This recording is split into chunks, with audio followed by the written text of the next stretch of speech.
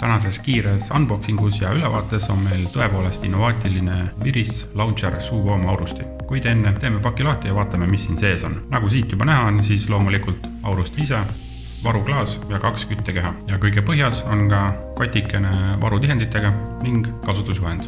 Klaas, mis on kaasas, on bubble tüüpi, see mahutab e-vedelikku 5 milliliitrit. Hetkel on saada 4 erinevat viimistlust, see on roostevaba, siis on gunmetal, siis on matt must ning kuldne. E-vedelikuga täitmiseks on vaja ära keerata see ülemine rõngas. Siin on 2 täitmisava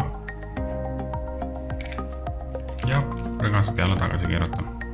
Ja innovaatiline selle aurusti juures on see, kuidas vahetada küttekeha. Siin huuliku all on väike metallist osa, seda tuleb keerata.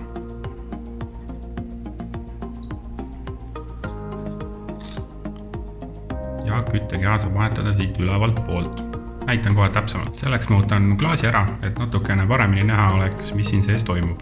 Hetkel võib-olla ei ole aru saada, kuid siin on sellised avad ja nad on hetkel kinni. Kui nüüd keerata ära see küttekeha kamber ja panna küttekeha sisse, küttekeha läheb siis see väiksem pool ees.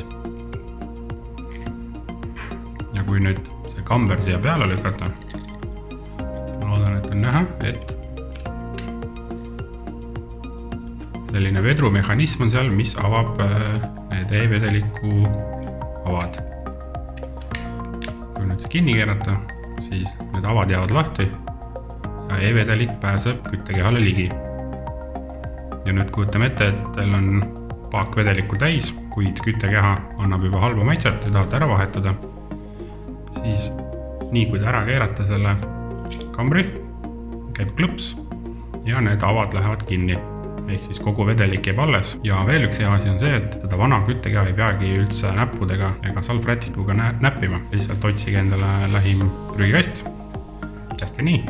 Mõlemad küttekehad, mis on komplektis kaasas, on mesh tüüpi, ehk siis siit saab väga suured aurupilved ja ka väga hea maitse. See oli siis Viris Launcher suuvoom aurusti, korralik ja kvaliteetsest materjalist tehtud ja väga mugava küttekeha vahetamise süsteemiga. Kui sulle meeldib, vaata kodulehelt ja külasta mõnda Vapelandi poodi.